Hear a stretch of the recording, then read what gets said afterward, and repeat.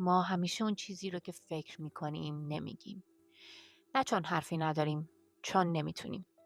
گاهی از قضاوت میترسیم، گاهی از واکنش و بعضی وقتا از این که بعدش دیگه همون آدم قبلی نباشیم. برای همین یاد گرفتیم حرفامون رو نگه داریم، سانسورشون کنیم یا کلا فراموششون کنیم. ولی سوال اینجاست: اگه نتونی چیزی رو که واقعا هستی بگی، چقدر از خودت باقی میمونه؟ آزادی بیان فقط حق حرف زدن نیست. جرأت خودت بودن بدون فیلتره. و شاید خیلیامون هنوز به اونجا نرسیدیم. این اپیزود درباره همینه. حرف‌هایی که گفته نمیشن، ترس‌هایی که صداهامون رو میگیرن و تلاش برای اینکه یک کم واقعی تر حرف بزنیم. من تینام و من نهالم و اینجا چون تراپی گرونه است. خوش اومدید. بردن تو از اینجا حسرت میبرش تنهایی و ترسی تو از ندیده ها. این ندست من نگاه ندست تو. یکی میره یکی میاد باز روز از نو.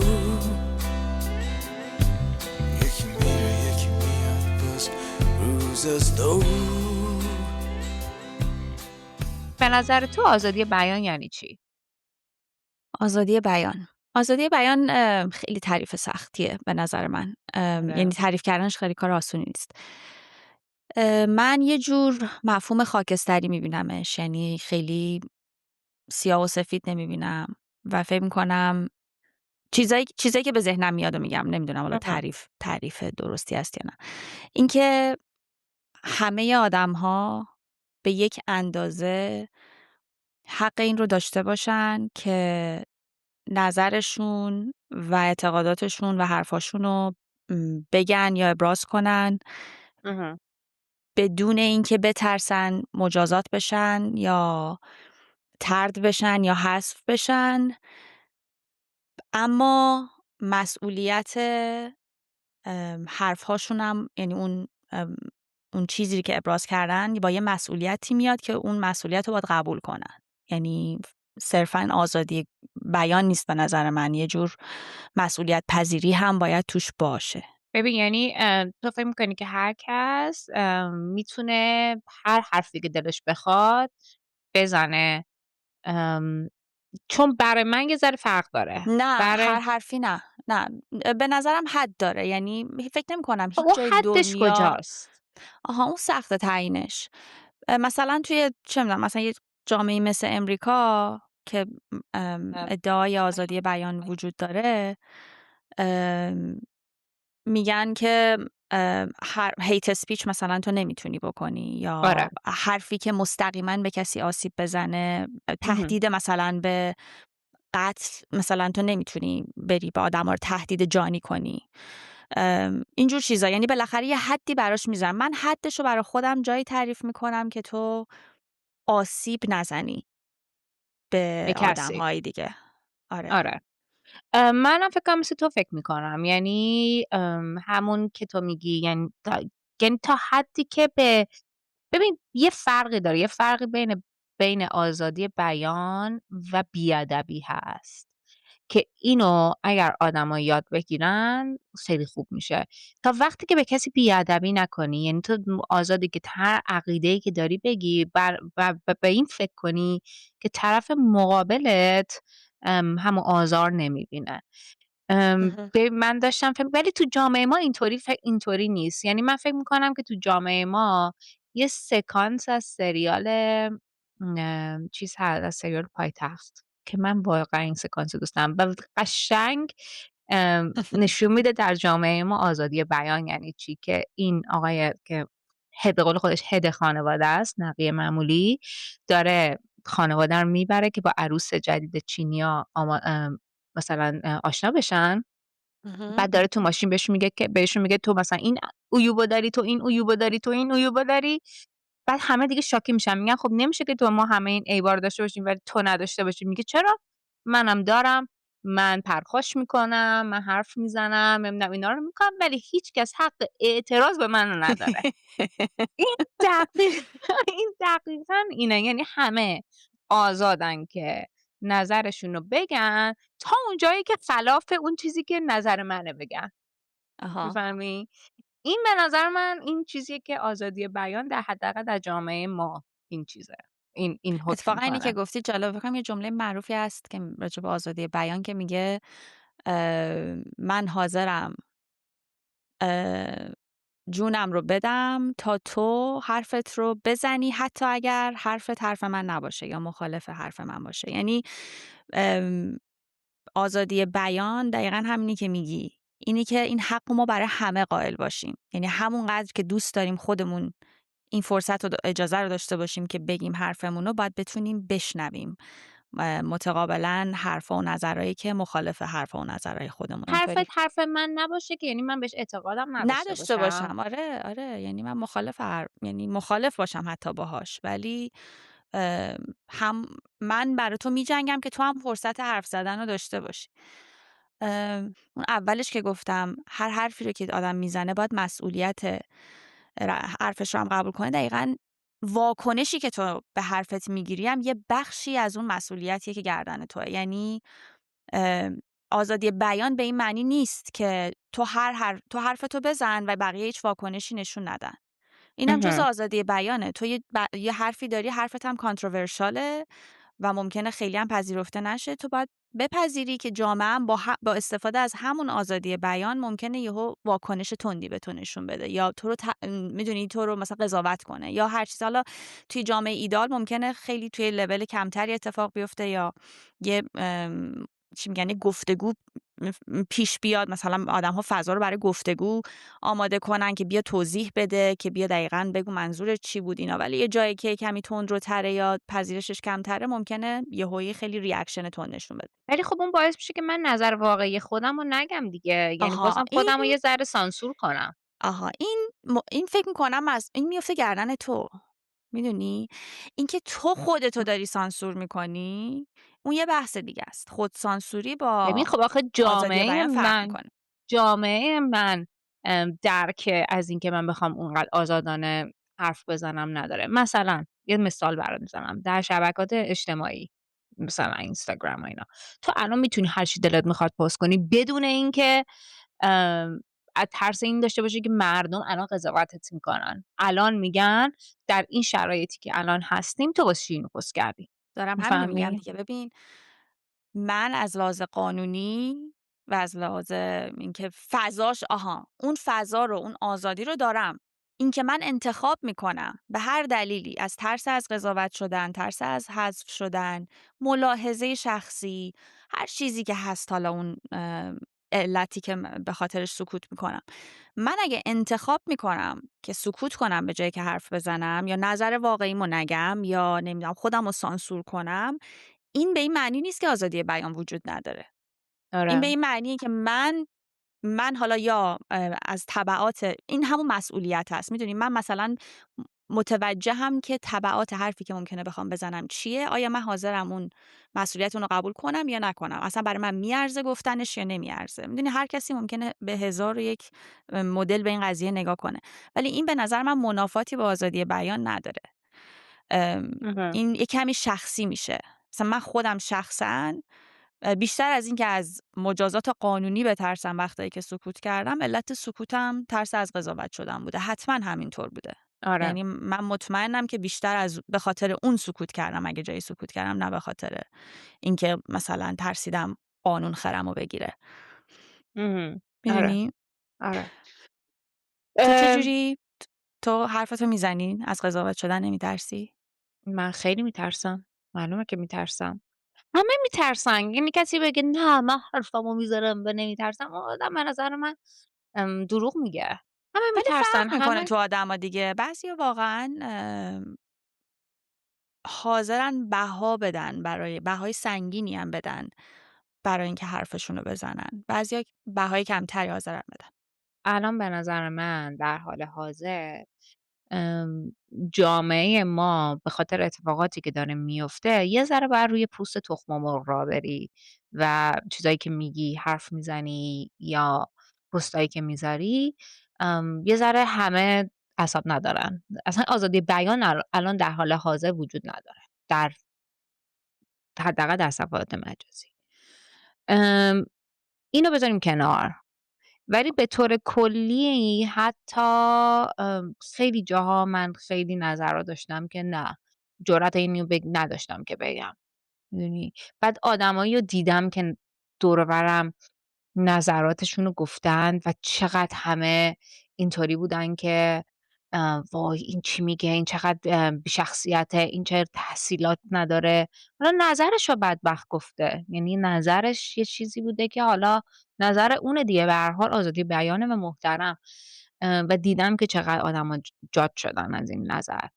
بخاطر همین نه، من خیلی وقتا حرفامو نمیزنم، بیشتر مواقع. یعنی واقعا میگم خودم رو خیلی سانسور میکنم. از فکر میکنم مثلا 50% از خودم رو سانسور میکنم. بنشین لحظی رو در روی من، چایم را با عطرت هم بزن. بنشین تا شود نقش فال ما، نقش هم فردا شدن.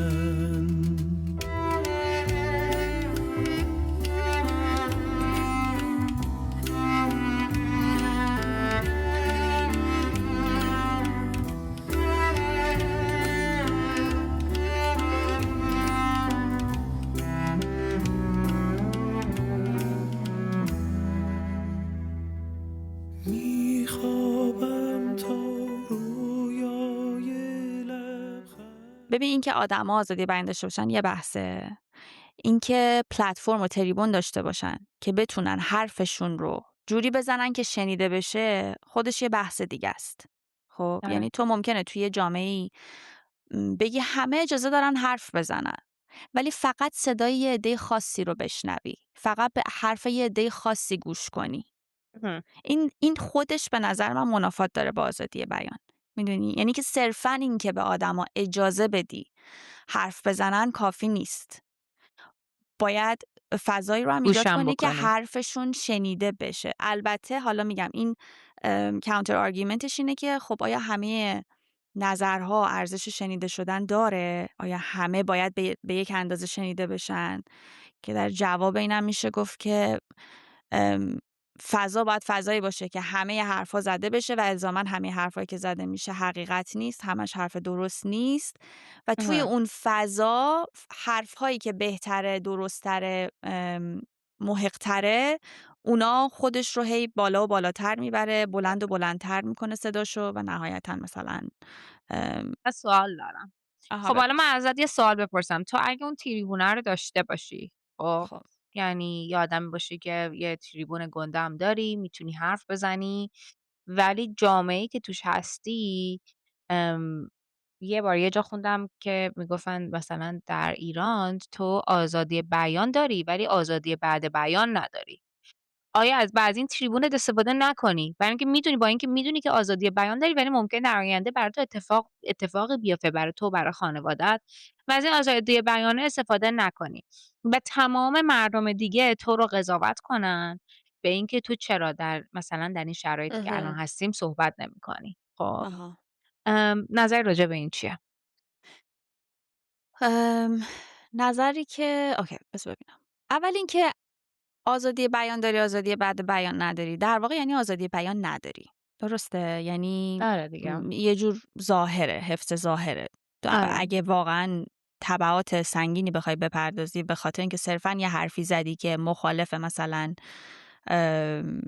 نظریه دست و اینا، خب این که میشه نداشتن آزادی ولی سوال تو رو آره. میفهمم. حتی توی اون فضای بسته ای که، یعنی بذار سوال تو یه جور دیگه بگم، توی فضایی که امکان شنیده شدن حرفها خیلی کمه و هر کسی فرصت این که بتونه حرف مخالف رو بزنه نداره، یه عده خاصی حالا به دلیل موقعیت کاریشون، شغلیشون، فضای مثلا امکاناتی که دارن، اون امکان دسترسی دارن به اون تریبونه ولی از درست استفاده نمیکنن، یا به نفع مردم استفاده نمیکنن، یا به نفع اون صدای شنیده نشده استفاده نمیکنن. درست میگم؟ این سوالتون بود آره. دیگه. کار درستیه. من فکر میکنم که آدما رو نمیشه مجبور کرد که ام، مثلا یه بهای سنگینی بپردازن ولی اون کار درست رو انجام بدن از نظر ما. آفرین. خب نمیتونی مجبور کنی کسی رو، ولی من فکر میکنم من شخصا بین آدم ها تفاوت قائل میشم توی شرایط اینطوری. یعنی آدمی رو میبینم که حاضر بهای خیلی سنگینی بپردازه برای اینکه از ابزاری که داره برای رسوندن صدای عده به گوش بقیه استفاده میکنه و یه آدمی انتخاب میکنه که اون کارو نکنه. تفاوت دارن این دوتا آدم برای من خیلی، ولی من نمیتونم اون آدمی که این کار نمیکنه رو مجبور کنم، چون نمیدونم خودم اگه تو اون شرایط بودم چی کار میکردم. آره بستگی داره یعنی باید به اینم درک کنی که اون آدم ممکنه هزینه خیلی زیادی رو پرداخت آره، کنه. آدم اصلا نمیتونه واقعا قضاوت کنه کسی رو تا وقتی خودش جای اون آدم نباشه، ولی حتما هستن آدمایی که خیلی از خود گذشتگی میکنن تو اینجور موارد و من اسم اون آدما رو آدمای بزرگ میذارم، آدمایی که واقعا آدمای از خود گذشته هستن، آدمای بزرگی هستن. ولی خب این بقیه رو الزاما آدمای بدی نمیکنه. آره دقیقاً. اگر که از قضاوت شدن اصلا نمیترسیدی، هیچ قضاوتی و هیچ مجازاتی و هیچ ترسی وجود نداشت، چیزی بود که متفاوت بیان ابرازش کنی، مثلا نظری بود که نگی الان خودتو داری سانسور میکنی به خاطر آره. اون قضاوت شدنه، ولی اگه اون نباشه میگی راجع به چی مثلا اگه من بتونم نظرمون راجع به بچه دار شدن یه سری از آدم‌ها یا ازدواج کردن یه سری از آدم‌ها، اینا رو بگم نظریه‌ای که دارن، خب مطمئنا خیلی‌ها اینطورین که دیوانه است این دختره، فهمی؟ و من هیچ وقت خب نظرمو نمیگم. هیچ وقت نه نظرمو راجع به اینجور مسائل ببینم این که میگی راجع به حرف یه نمی‌زنم. سری از آدما، یعنی مثلا راجع به یه شخص خاص میخوای نظر بدی یا به صورت نه کلی مثلا ممکن یه نظری راجع به بچه دار شدن داشته باشی که با عموم آدما فرق میکنه و فکر میکنی دقیقاً. اونایی که بچه دارن مثلا ممکنه بر بخوره یا با اونایی که بچه ندارن ممکنه بر بخوره. دقیقاً همینه. آها، نظرت ام، کلیه. نظرم که آره بابا نظرم خیلی کلیه. اهم. یا مثلا راجع به چه می‌دونم مثلا خیلی خیلی چیزای کلیه هممون داریم. تو نداری نظری که راجع چرا؟ به خیلی زیاد. نظر کلی یا اسپسیفیک؟ ببین نظر، حالا اتفاقا بذار اصلا اینم یه سوال خودش که نظر خیلی اسپسیفیک یعنی من مثلا نظرمو فقط بخوام راجع به تو بگم، هر چی تو ذهنم راجع به تو هست بهت بگم، یه جور ممکنه بدون که تو ازم خواسته باشی، میدونی، به نظرم یه جور حمله شخصی ممکنه بشه. یعنی که 100%. آره نمیدونم جزء آزادی بیان حساب میشه یعنی مثلا من جلوی تو وایسم و مثلا هر چی راجع به تو فکر میکنم بهت بگم بدون اینکه اصلا مثلا جایگاهی داشته باشم تو زندگی تو یا تو از آن خواسته باشی نظرم و فلان. ولی به صورت کلی آره خیلی خیلی نظرات هست که آدم حالا یک کمی خودش رو سانسور میکنه. ولی من اخیراً من راجع به زندگی شخصی خودم بیشتر خودم رو سانسور میکنم. یعنی چی میگم، مثلا ممکنه خیلی شیر نکنم تو پابلیک مثلا مسائل شخصیمو، ولی راجع به اینکه نظرمو بگم الان خیلی آزادانه تر نظرمو میگم راجع به مسائل ببین من فکر و ببین نظراتم هم خیلی الزاما نظرات پاپیلاری نیست تو خیلی موارد. آره ببین اون قسمتی که گفتی که آیا آزادی بیان میشه آزادی بیان وقتی تو نظرتو به یکی بگی، اگر ازت نظر بپرسه آره تو آزادی بیان داری که بگی. اینو مامانم من همیشه به من یاد داده که تا وقتی آدما ازت نظر نخواستن راجع به هر چی، مثلا موهاشو رفع هایلایت کرده یا کفش داره میپوشه یا داره لباس میپوشه، تا وقتی ازت نظر نخواستن هیچ وقت نظر نده. هیچ وقت. یعنی به آها. تو هیچ ربطی نداره. که من واقعا هم باهاش موافقم.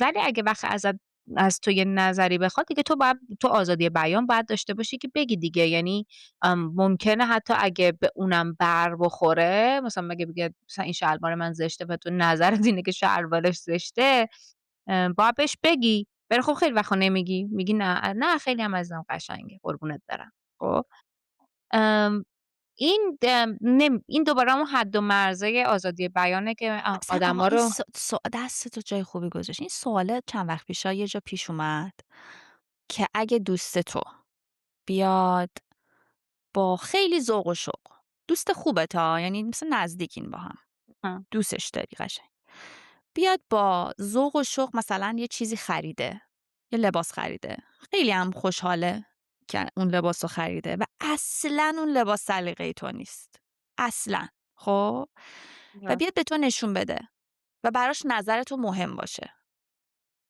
و تو اصلا خوشت نیاد از اون لباس، به نظر تو حتی بهش نمیاد اصلا اون لباس تو اه. تنش، تو نظر واقعی تو میگی یا اون چیزی که اون دوست داره بشنوه رو میگی که خوشحالش کنی؟ خودت چی فکر میکنی؟ تو حتما نظر واقعی تو میگی. چرا من این سوال از تو آره، پرسیدم؟ تو چرا این تو سوال از حتما من نظر می‌پرسی؟ من واقعی تو میگی. حتما نظر واقعی ما میگم. یعنی آره. واقعا شده مثلا من یه مثلا دیدم مثلا کسی گفته این کفش من قشنگ، گفتم واقعا رفیق پول دادی این کفش رو خرید؟ یعنی در این حد. به من یه دفعه یه چیزی برات بگم که این یه ذره ربط به آزادی بیانم داره. یه دفعه ما رفته بودیم یه جا استخر، بعد یه نفری اونجا خب مثلا شیو نکرده بود، زیر بغلش و پاهاش و اینا رو شیو نکرده بود. بعد خیلی به منم نزدیک بود. بخاطر من برگشتم بهش گفتم فلانی تو چرا شیو نکردی؟ گفت my body my choice. من دوست دارم آها. اینطوری باشم. بعد منم برگشتم بهش گفتم ببین my eyes my choice. منم نمیخوام تو استخر بشینم تو رو ببینم اینطوری. چه آدمی هستی. در نتیجه من خیلی نظرمو چیزی میگم خب به روک نظر و تو این راست. بیادبی نیست؟ همون جایی که اولش گفتی تا جایی که آدما بیادب نباشن، خب این بیادبی بیادبیه نیست. من دیگه. میخواستم آخه بابا یه چیزی بعد یه نفر یاد بگیره وقتی تو داری میری توی یه جای پابلیک آخه اینم استخر. کاملا این قراردادیه، یعنی اصلا الزامن مثلا تو امریکا که خیلی زیادن کسایی که مثلا شیو نمیکنن. کی خیلی گفته که باید همه شیو زشته. کنن؟ تو خب چرا تعیین قشنگ کننده این قضیه؟ نیست. از نظر تو آره نیست ولی از نظر اون درسته. ممکنه باشه. الان دیگه ببین شاید اونو نگم. ببین الان دیگه یاد گرفتم که یاد آزادی گرفتی که آدم نباید بیادبی کنه. آفرین نباید بیادبی کنم. ام، ولی این اتفاق برای منم مشابهش افتاده. البته نه آره مدل تو، مدل این که من داشتم راجع به یه نفری حرف میزدم، یه جایی وایساده بودم و داشتم با آب و تاب راجع به یه آدمی صحبت میکردم که اه، داشتم میگفتم مثلا من با فلانی نمیتونم اصلا کانورسیشن داشته باشم راجع به یه موضوعی. یه آدمی داشت، یه آدم رندوم، یه غریبه‌ای داشت رد میشد، یه اه. اتفاقی افتاد و من گفتن برو بهش بگو مثلا ازش بخوا که این کارو بکنه یا نکنه. گفتم من اصلا طرفو نگاه کردم دیدم مثلا ما عالممون از هم جداست. مثلا آره یه دختری بود که مثلا موهای روی پا و نمیدونم زیر بغل و همه جاش از مثلا بابای من بیشتر بود. واسه همین هم همین بود. من نگاش کردم و دیدم که مثلا من الان برم به این آدم چی بگم؟ مثلا حالا اون موضوعی که میخواستن من برم راجبش با اون آدم حرف بزنم یه موضوع کاملا باز این بود که شخصی بود، یعنی مثلا احتمالاً جوری که من قضیه رو میدیدم با جوری که اون آدم قضیه رو میدید خیلی با هم متفاوت بود و من اصلا از ظاهر طرف، حالا درست یا غلط، قضاوت کردم که ما انقدر دیدمون به مسائل متفاوتی که حتی ارزش نداره من برم راجع به این موضوع حرف بزنم با طرف. خب حالا خیلی گنگ دارم میگم. بعد یه نفری که اونجا داشت حرفای منو می‌شنید یهو دو تا دستشو برد بالا و پاچه شلوارش هم زد بالا، گفت منظورت اینطوری بود؟ مثلا زیر بغلش پر مو، پاهاش پر مو، یعنی این دخترم عین اون نه یکی دختر. من اصلا نمیدونستم. خیلی خجالت کشیدم، خیلی خجالت کشیدم، یعنی اصلا درسی شد برام که همین دیگه. ببین ما خودمون رو درسی شد سانسور برام که تا میکنیم. زیر بغل همه رو ندیدم، پاچه همه رو نزدم بالا، راجع به این چیزا نظر ببین ما ندادم. خیلی خودمون رو سانسور میکنیم. ما حتی حالا من و تو یه بیاید اینجا توی این اپیزود یه بک‌گراندم از خودمون بدیم. ما همدیگه رو از طریق آنلاین شناختیم در دوران کووید توی کلاب هاوس و دیگه از اون موقع دوستای خیلی خوب شدیم. زمان کلاب هاوس که ما یه دونه گروه داشتیم، ام، د- ما خیلی حرفاتو راحت میزدی یا خودتو خیلی سانسور میکردی؟ چون من خیلی خودمو سانسور میکردم، خیلی راحت حرف نمیزدم. من اون موقع خیلی راحت حرف میزدم. اتفاقا اون موقع‌ها که آدما رو کمتر میشناختیم و هیچ کدومشونش رو اصلا تو دنیای واقعی نمیدیدیم یا ندیده بودیم، به نظرم خیلی راحت تر خودمون بودیم. تو با غریبه ها بعضی وقتا راحت تر نیستی؟ همیشه راحت‌ترم. آره دیگه. من فکر می‌کنم اولاش اینطوری بود. بعدن که برام آدما دوستیاشون شکل گرفت و تو دنیای واقعی همو دیدن و بیشتر از هم دونستن و فلان و اینا، بیشتر برامون مهم شد قضاوت‌ها. آره. اولش خیلی برای من مهم نبود که حالا اون آدم غریبه‌ای که من مثلا رندوملی توی اتاقی تو کلاب هاوس دیدمش راجع به من چی فکر میکنه، خودم بودم. بعدن کم آره. کم برام مهم شد. ولی آره، ولی اینم خیلی چیزه که تا کجا میتونی نظرتو بگی حالا یکی از این به آدم. نظریه‌های نامحبوب تا اینجا بگو. نه نه نه نه نه قضاوت نمیشه که. کی قضاوتت میخواد بکنه؟ نه. یه بذار فکر دونه‌شو کنم، بگو. بذار فکر کنم. تو بگو یه دونه.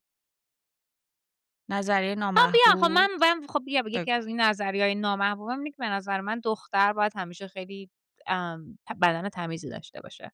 باید نظریه شیف کرد. نامحبوب نیست، اتفاقا نظریه محبوب جامعه است. خب نظریه محبوب جامعه است، ولی خیلی الان من اینو بگم آزادانه در مقابل یه سری از فمینیستا بگم. کلتو ام میکنه. آخه به نظر من ام خیلی طبیعی و اوکیه که آدم مخالف باشه با اینجور با یه سری چیزا. چه اشکالی داره؟ تو ولی آسیبی به اونا نمیزنی، جلوشون هم نمیگیری. میدونی اصلا مشکلی نداره این که تو نه. بگی من نمیپسندم مثلا این مدل و این روش مثلا روش من نیست یا این سلیقه من نیست. چه اشکالی داره؟ پس نظریه نامحبوبت همین نگفتی دیگه، نداشتی نظریه بهتر. گفتم مثلا راجع به بچه دار شدن نظریه نامحبوبت چیه؟ اونو بگو. من به نظرم همه آدما لیاقت بچه دار شدن ندارن. یعنی اصلا ندارن. یعنی من اگه یه کاری توی مملکت بودم حتما باید من تست سلامت روان میدادن 2-3 دفعه، نه یک بار. دراگ تست میدادن، همه تستا رو باید میدادن. نشون میدادن که بتونن از لحاظ مالی تأمین مالی کنن. آفرین من اتفاقا تأمین متفاوتم تو این کنن. زمینه. من اینجوری فکر کنم. ولی یادته فکر کنم یه خب بار تو کلاب هاوس راجع به این موضوع شدید و طولانی صحبت کردیم. آره. و آره. وقتی باید همه این کارا رو بکنم و اون سرتیفیکیت باید هی چیز بشه، مثلا رینیو بشه، مثلا هر 6 سال یه بار یا 7 سال یه بار. ام، این نظر منه. در زمینه بچه دار شدن، زمینه ازدواجم دیگه نمیگم.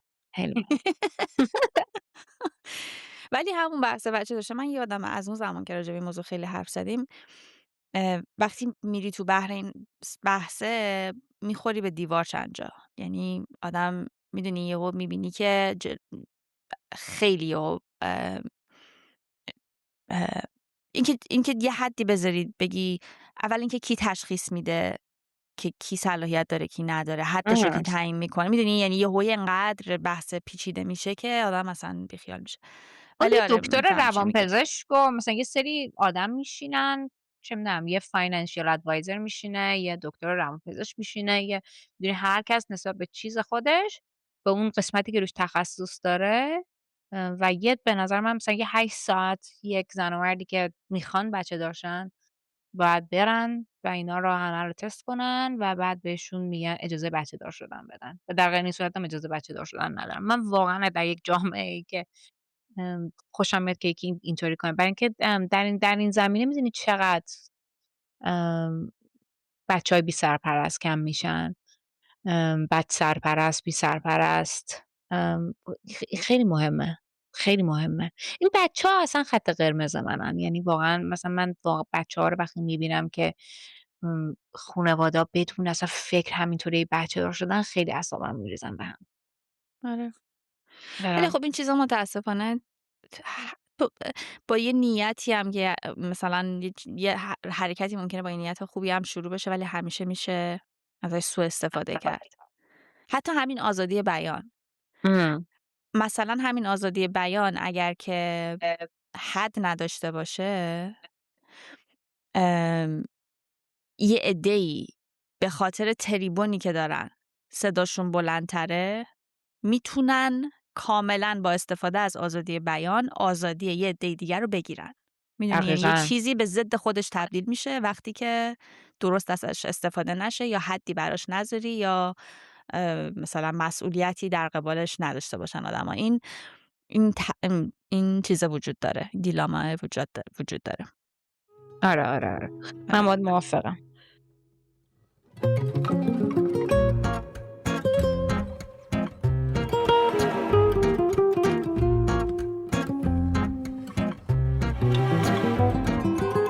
کاش مرا نظر کنی که از تو به جان رسیده ام، من به حقیقت تو در هر دو جهان رسیده ام. کاش مرا نظر کنی رویت ما هم آرزوست، در پس حشو بی کسی پشت و پناه هم آرزوست.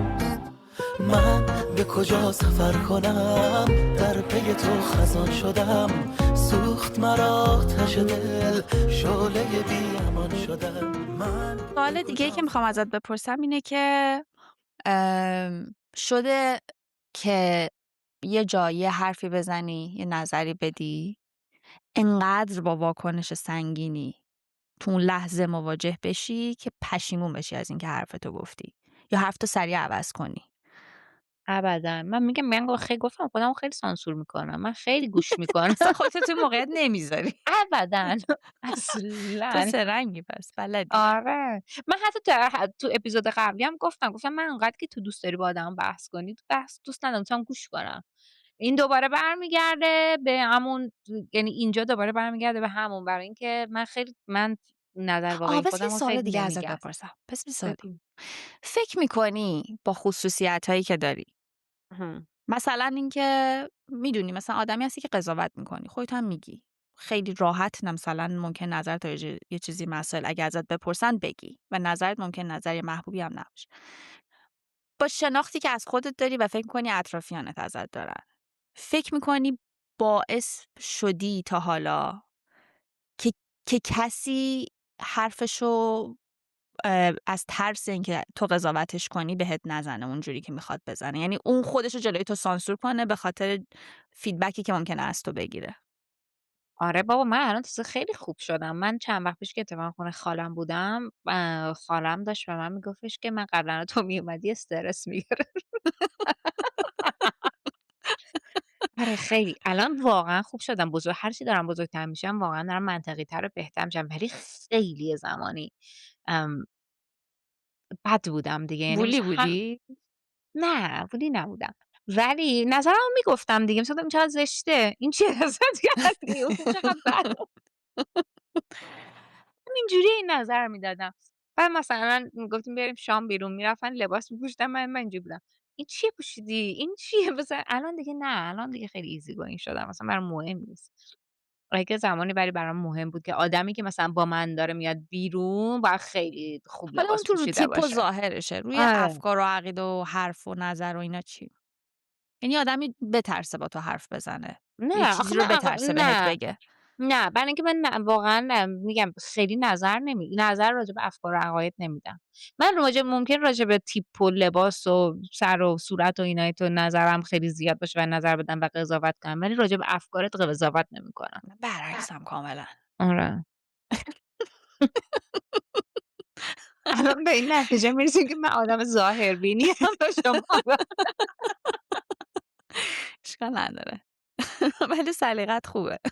اوکی. من واقعا به خدا قضاوت‌هایی که میکنم معمولا قضاوت ظاهریه، اصلا راجع به افکار، راجع به این که مثلا چی فکر میکنن، تحصیلات، افکار، این چیزا اصلا آدما رو قضاوت نمیکنم تحت هیچ شرایطی. این به نظرم همه آزادن هر جوری که دلشون میخواد فکر کنن، ولی همه آزاد نیستن هر جوری دلشون بخواد حالا بپوشن. لباس بپوشن. ببین من یه سوال دارم. بپرس. خب ببین تو نظر راجع به این قضیه کنسل کالچر چیه؟ یعنی آفرین. که مثلا بیا بریم روی هدی بیوتی. خب اونم خب بر اساس آزادی بیانی که داشت، نظریه‌ای که داشت و گفت، درست. درسته؟ و شروع کرد به طرد شدن و کنسل شدن و اون همه. من خودم یکی از کسایی بودم که یادمه رفتم براش چیز نوشتم، که حتی در حدی که خیلی جالب بود، من دیدم هفته پیش ریوالو یه کمپین که یه پست گذاشته بود که هدی بیوتی اومده تو ریوالو و بعد 2 روز پوستر رو برداشت، انقدر پایینش کامنت های بد بود که ریوالو آره، یعنی همچنان بایکوت از طریق ایرونیا و جامعه اسرائیلی. خب تو نظرت راجع به این چیه؟ یعنی یک اینفلوئنسر بایکوت میشه یا طرد میشه به خاطر اینکه آزادی بیان داشته و نظرش رو گفته. من فکر می‌کنم اینو گفتم اولش هم دوباره اینو گفتم که اینم جزئی از آزادی بیانه به نظر من. یعنی تو حرفی که میزنی یه اثری داره و مسئولیتش با توئه و اگه حرفی که میزنی باعث بشه که مثلا یه عده‌ای رو انقدر ناراحت کنی که اونا به عنوان مخاطبای تو یا مصرف کنندهای محصولات تو تصمیم بگیرن که دیگه از تو خرید نکنن یا تو رو بایکوت کنن، این تأثیر حرف توئه و اون آزادی بیان اوناست، آزادی ابراز نظر اوناست. میدونی این کاملا به نظر من خودشو متعادل میکنه. حالا من با همه روش‌هایی که مردم انتخاب میکنن موافقم؟ نه. بعضی وقت‌ها فکر میکنم که ممکنه زیاده روی بشه توی سری مسائل، آره. ولی خب واقعیتش اینه که میگم تو وقتی آزادی بیانو میخوای باید برای طرف مقابلت هم بخوای و قبول کنی که به همون اندازه که تو آزادی الان بیای نظرتو بگی، اونا هم آزادن که بیان انتخاب کنن که مثلا تو رو فالو کنن یا نکنن، تو رو تحریم کنن یا نکنن یا هر چیزی. ولی یه جایی به نظرم آدما اون حد رو رد میکنن از این که مثلا حمله های شخصی میکنن به یه نفر، توهین میکنن، نمیدونم بعضی وقتا واقعا زندگی رو برای یه نفر سخت میکنن از این بابت که مثلا ممکنه هراسش کنن توی چی میگن مثلا مورد آزار حتی فیزیکی قرار بگیره یا بترسه از حتی سیفتیش و جونش و اینا. میدونی یعنی واقعا میشه حد و رد کرد تو این مسائل. باید یه حدی وجود داشته باشه. به نظر من مجازات و اون رفتار باید تناسب داشته باشه. میدونی اینا رو من میتونم راجعش حرف بزنم، ولی در مجموع خب آره دیگه اینم اتفاق میفته. فکر میکنی که باید به اون آدم یه فرصت دوباره داد؟ حتما، چرا که نه.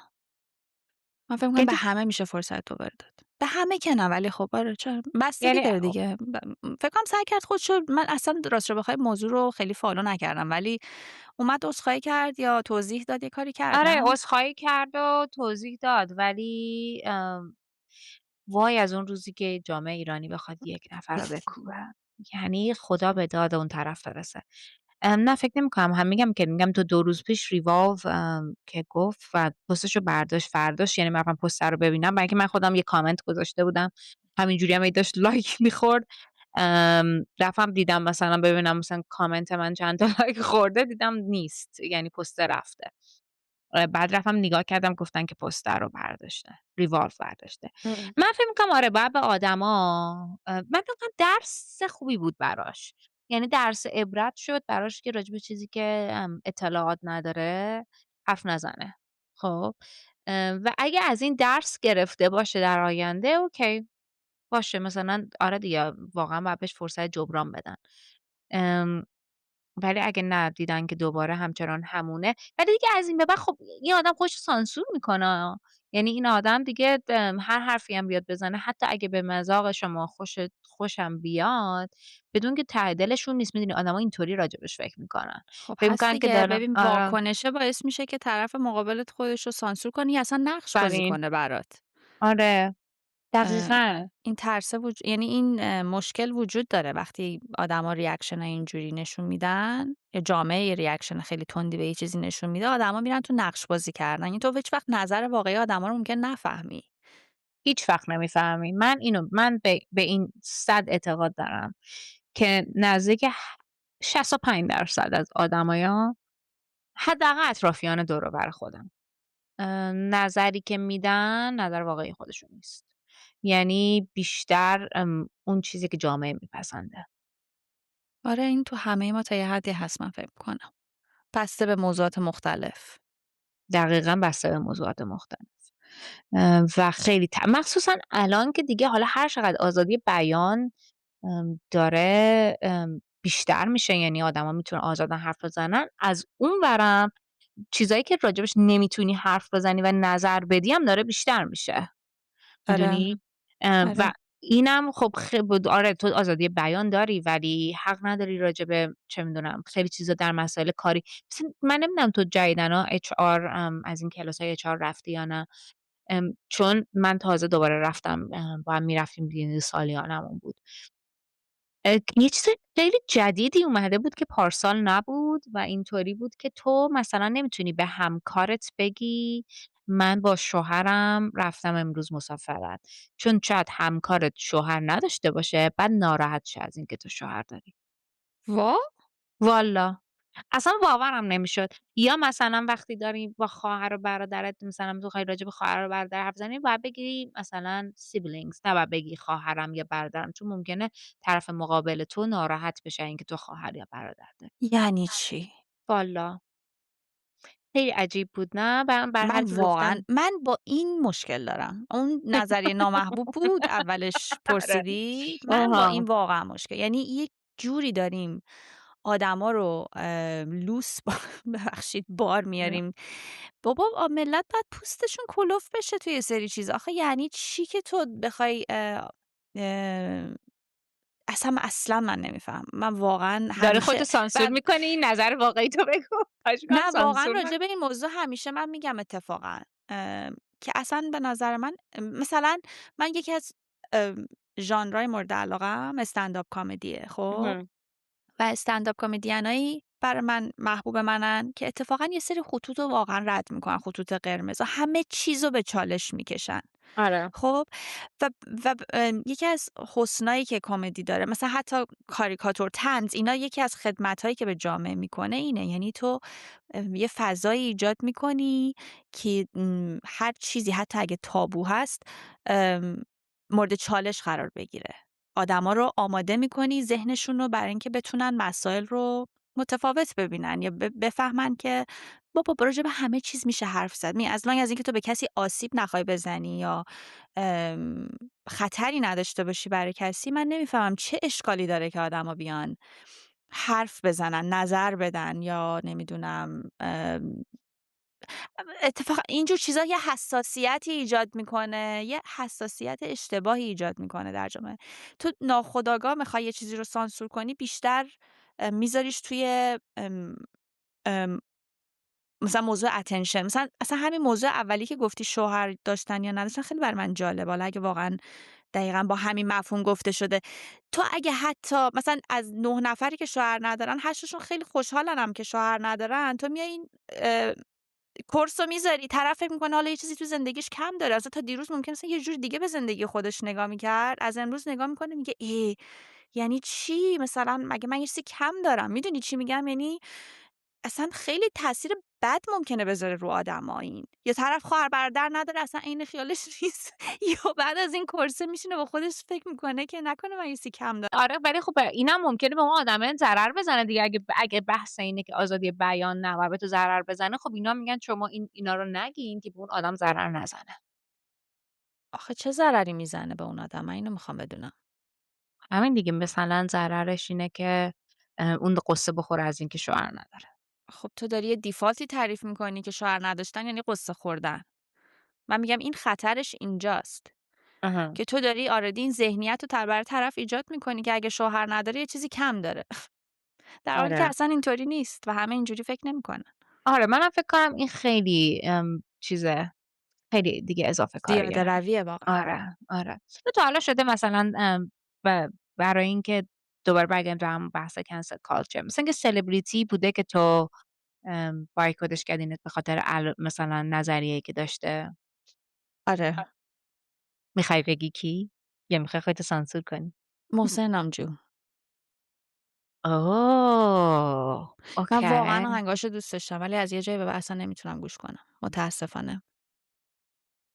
واقعا میگی؟ آره. آره. عجیبم هستا. یکی محسن نامجویه که سیاوش قمیشی سیاوش خاموشی مگه چی گفت؟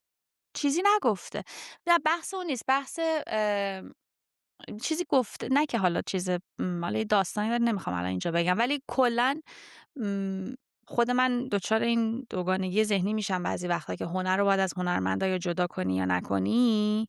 اها.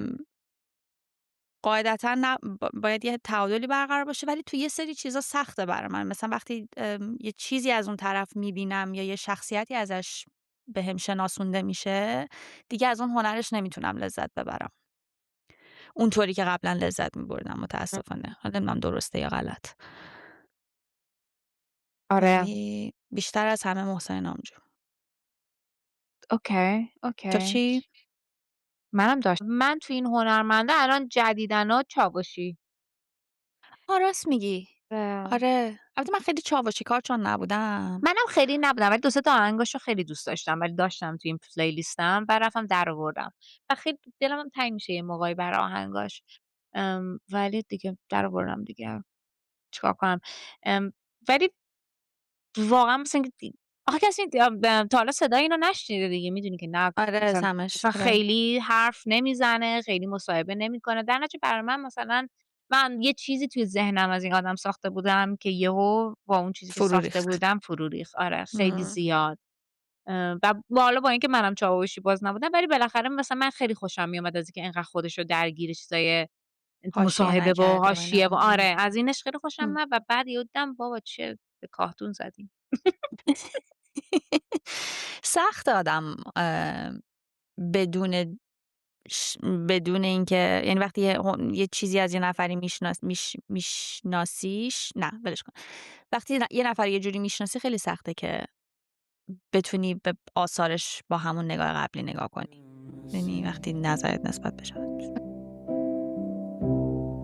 نه رنگ پوست هر کسی، بوی تنت بوی گله، بوی گلای اطلسی.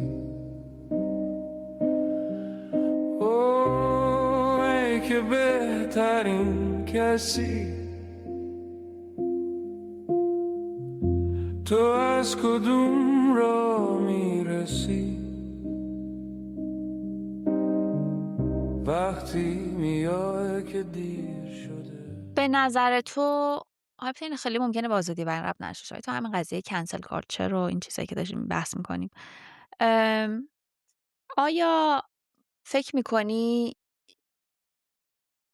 این که مثلا یه کارایی برای یه سری آدما بدتره توی جامعه نسبت به بقیه چون اون آدما بیشتر دیده میشن شناخته شده ترن معروف ترن محبوب ترن قدرتمند ترن با نفوذ ترن حالا هر چیزی که هست مثلا یه چیزی از زندگی شخصی این آدما رو میشه که تو زندگی شخصی خیلی یا بدترش ممکنه وجود داشته باشه ها ولی مثلا دسته رئیس جمهوری رو میشه که مثلا خیانت کرده نمیدونم یه کمدین یهو دستش رو میشه که نمیدونم یه چه میدونم یه فتیش خاصی داشته نمیدونم فلان بازیگر دستش رو میشه که فلان جا فلان کارو کرده میدونی چیزایی که حالا مثلا توی جامعه مثل آمریکا خیلی از آدما درگیرشن ولی یهو اون آدم از کار بیکار میشه موقعیتش از دست میده فلان اینا فکر میکنین درسته یا غلط نظر راجع به این چیه با آزادی بیان ممکنه به آزادی بیان خیلی ربطی نداشته باشه ولی نه میگم نظرم رو با آزادی بیان آها بگم. نظرتو با آزادی بیان بگو آره. ببین یه خیلی از این کیسا من نمیتونم باش ارتباط برقرار کنم. خب مثلا بستگی به کیسش داره. آره اگه یه کیس ریپ باشه 100% مثلا اینطوریم که حقت مثلا برو بیرون همه مردمی که تو رو درست کردن به یه به نظر من قدرت به آدم نباید این اجازه رو بده که هر غلطی دلش میخواد بکنه. خب و فکر کنم خیلی متاسفانه خیلی از این آدما به دلیل اون قدرتی که به دست آوردن به خاطر معروفیتی که دارن به خودشون اجازه میدن غلطی دوست دارن بکنن.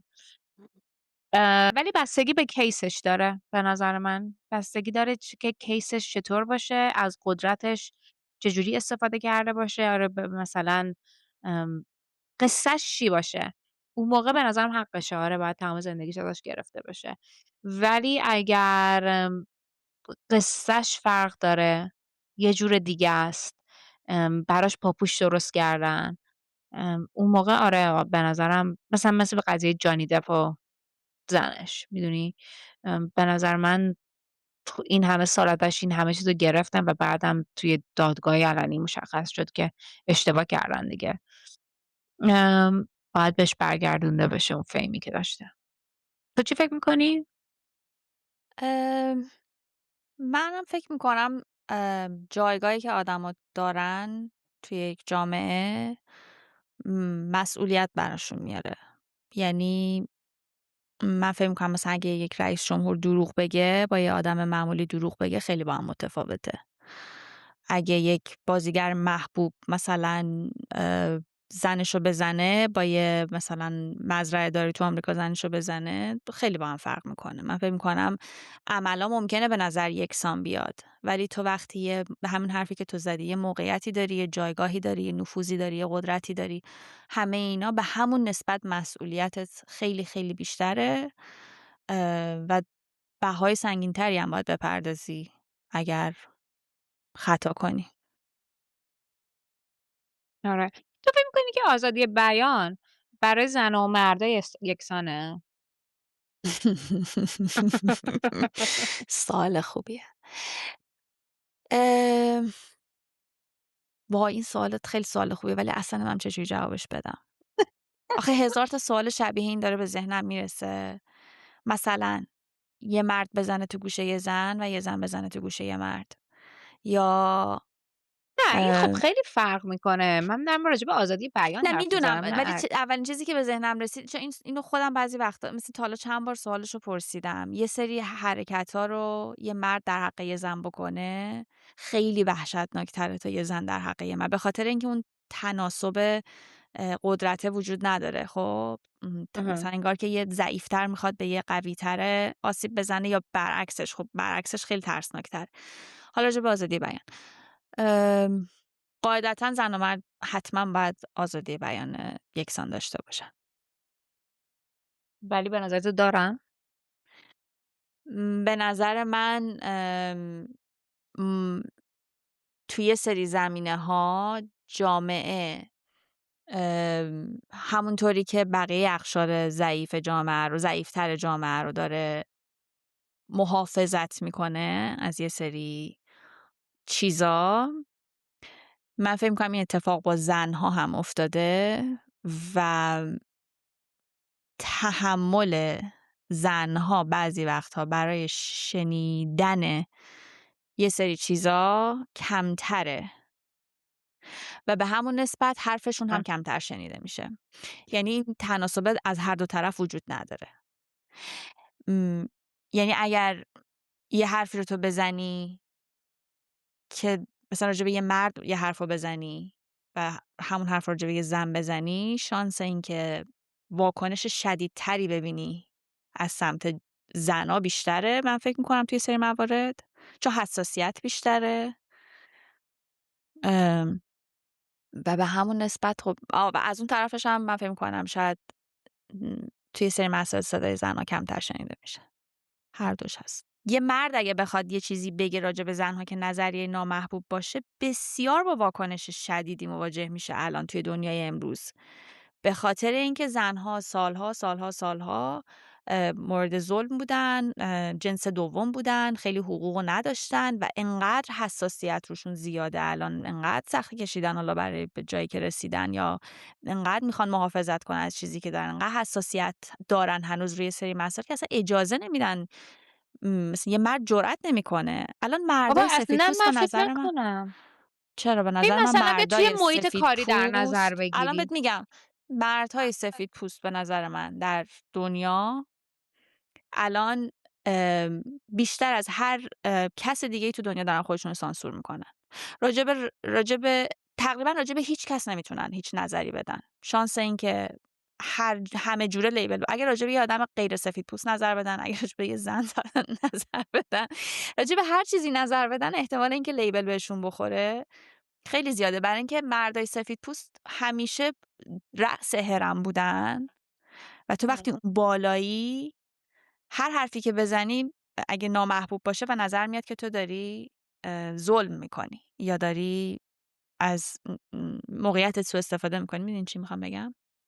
ببین من مثلا فکر کن که توی محیط کاری، خب وقتی یه مردی نظرش رو خیلی محکم میگه میشه لیدر. خب آها اون یه ولی بحث دیگه است. آره اون یه چیز دیگه است. من منظورم اون نبود. آره ولی من کلا دارم میگم مرد خیلی نظرش رو راحت تر میتونه بیان کنه تا یه زن. حتی آزادی بیانش رو خیلی راحت تر میتونه بیان کنه بدون اینکه فکر کنه که چه میدونم جاج شه به این که بهش یه لیبلی بچسبونن. آره در مقابل در زمینه مسائل زنان با تو موافقم. اگه یک مردی نظریه‌ای بده که نسبت به فمینیستا باشه و اینا، آره بهش خیلی پرخاش میشه، ولی در تمام بقیه مسائل مردا خیلی آزادترن که حرف بزنن. زن تا وقتی میخواد حرف بزنه، حتی اگه مثلا میخواد یه نفر حرفشو رک و صریح بزنه، میشه مرد قویه، مردی که کانفیدنس داره، میفهمی؟ ولی آره، یه زنا استاندارد دوگانه قطعا وجود داره توی آره ولی زنه میشه قضاوت زن کردن. پررو آره، تند بیادب، میفهمی؟ ولی مرده آره، این نمیشه. آره. خب در نتیجه به نظر من مردا خیلی راحت‌تر نظرشون رو بیان میکنن تا زنا. آره، یه سری خصوصیت‌های رفتاری و اخلاقی توی مردها مثبته، توی زنها به ضد خودش تبدیل میشه به هر دلیلی. مثلا همون که میگی، مثلا یک آدمی که خیلی لیدره یا پیشروه یا مسلطه یا اعتماد به نفس داره، اگه یه مرد باشه پریز میشه تو محیط کاری و به عنوان رهبر انتخابش میکنن.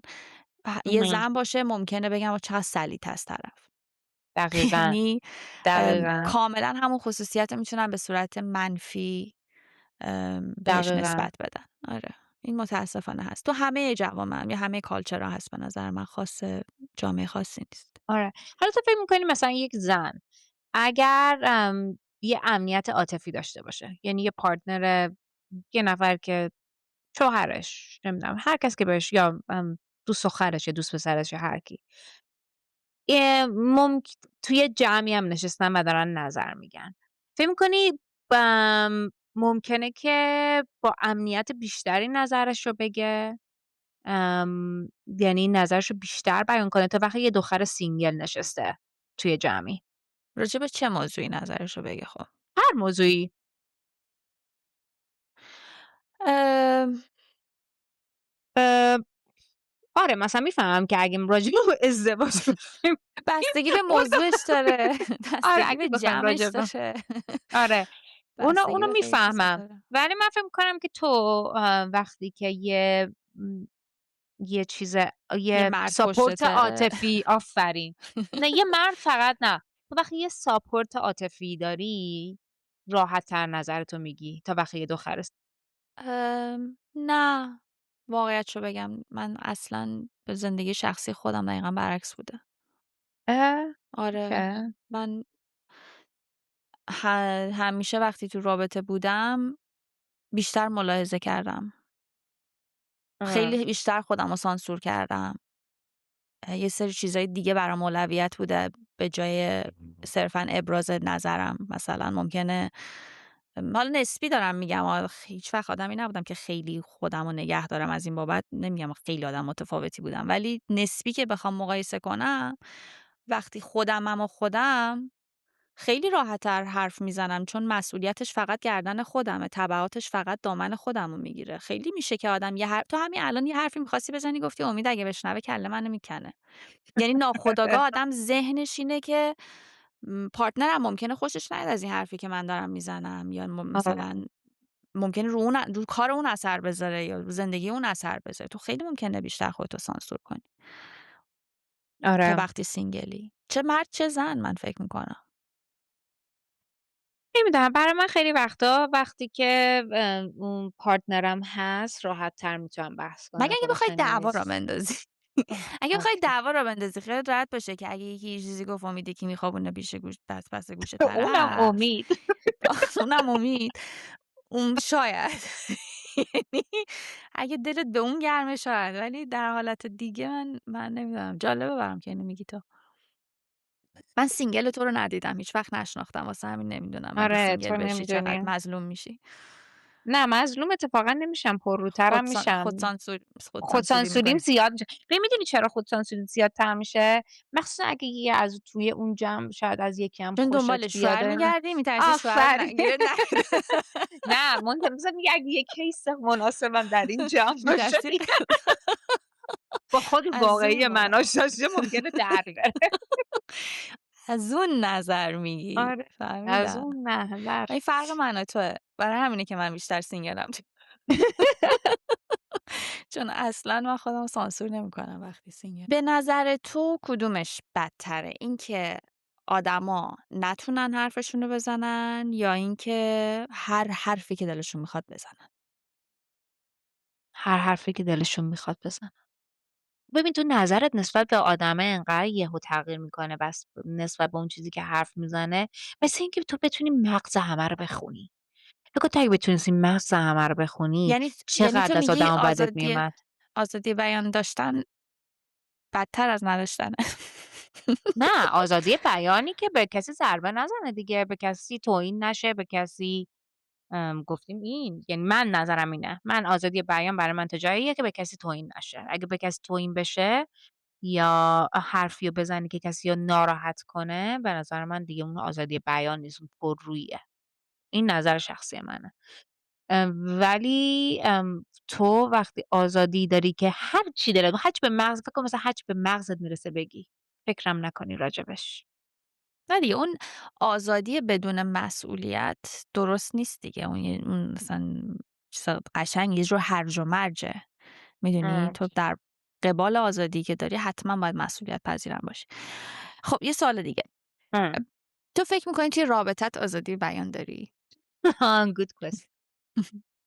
اجازه بده من یه دقیقه سینه‌مو صاف کنم. خیلی سوال خوب پرسیدی. نه ندارم متاسفانه. نداری؟ آزادی بیان نداری یا خودسانسوری میکنی؟ این دوتا گفتیم با فرق خودسانسوری. داره. خودسانسوری هم میکنم برای اینکه تو خیلی جا خودتو سانسور میکنی برای اینکه یه وقت پارتنرت ناراحت نشه. ولی آزادی بیان هم میگی نداری. امید جان این چرا؟ اپیزودو گوش کن. چرا ببین آزادی که بیان دارم، آزادی بعد بیان. چه نه چیزی؟ نه وایسا آزادی اوکی. بیان دارم. من نه واقعا امید این آدم هست که دوست داره که من هر چی دلم میخواد بگم. امید که آزادی بیان. واقعا از آره. ایناست که هم خودش فکر میکنم بگه همه چیزو، هم به او بقیه. خودش که اصلا یعنی اصلا هیچ سانسوری نداره، اصلا امید زیرو سانسور، هیچی، اصلا همینه که هست، همینی که آره هست و و میبینی. همینو تو بقیه هم اینکارج میکنه. من فکر نمی‌کنم آره کسی با امید خودشو سانسور نه کنه. من خودم رو سانسور نمیکنم ولی خب تو یه چون جایی تو هم رابطه ای رعایت میکنم. ملاحظات دیگه ای داری. آره ملاحظات دیگه ایدم. درست. و ملاحظت چیه؟ بیشترین چیزی که باعث میشه خودتو سانسور کنی توی رابطت چیه؟ پارتنرم رو ناراحت نکنم آها دیگه. حفظ آره. اوکی. منطقی. حفظ سلامت روان خانواده. خیلی خوب. سوال جواب خوبی دادی. آره خیلی ممنون. قضاوت نمیشه به خاطر این جواب. تو چی؟ تو مثلا تو رابطه هایی که داشتی فکر میکنی آزادی بیان داشتی؟ منم تقریبا جوابم مشابهه. توی رابطه نبودم که اجازه مثلا حرف زدن نداشته باشم هیچ وقت. یعنی همیشه آره حتما آزادیشو داشتم که حرف بزنم، ولی قطعا آدم وقتی تو رابطه هست یه سری ملاحظاتی داره. و من به مرور فهمیدم، اتفاقا من هر چی که بیشتر تجربه پیدا کردم فهمیدم که یه زمانی من فکر می‌کردم تو همه چیزو باید به پارتنرت بگی آره. و این خیلی درست نبود و خیلی جواب نداد. الان فهمیدم که حتما همه چیزای مهم باید بگی، ولی الزامی نداره همه چیزو بگی. دقیقاً. این یه بحثی خودش باز میکنه که حالا اپیزودهای دیگه بیا راجعش حرف بزنیم به نام سیاست در رابطه که بله. من اصلا ندارم. واقعا ندارم.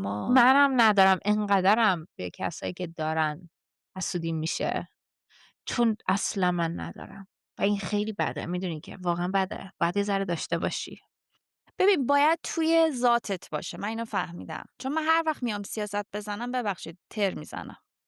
یعنی چون اصلا تو وجودم نیست، اصلا همیشه بکفایر میکنه بدجور. اصلا نمیتونم به قول این خارجی I can't pull it off. خیلی اصلا با نیچرم جور در نمیاد. ولی بعضیا انقدر نچرالی، انقدر زیبا، انقدر قشنگ، اصلا نمیدونم چی جوریه، مهره مار دارن، چی زاده شدن، جنشونه، تربیتش مثل واقعا نمیدونم. من اصلا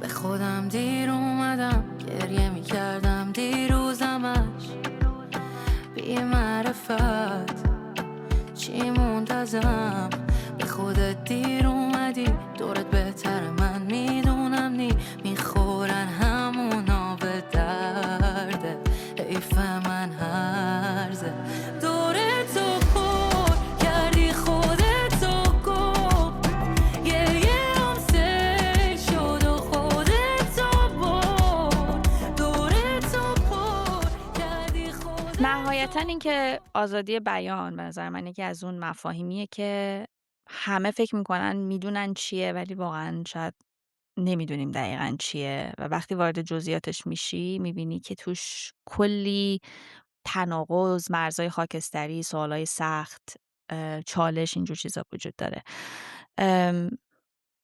امیدوارم که ما هممون بتونیم تمرین کنیم که هم خودمون رو کمتر سانسور کنیم و هم اجازه بدیم که بقیه خودشون رو ابراز کنن بدون اینکه بترسن از ما، از قضاوت شدن و خودشون جلو ما سانسور کنن.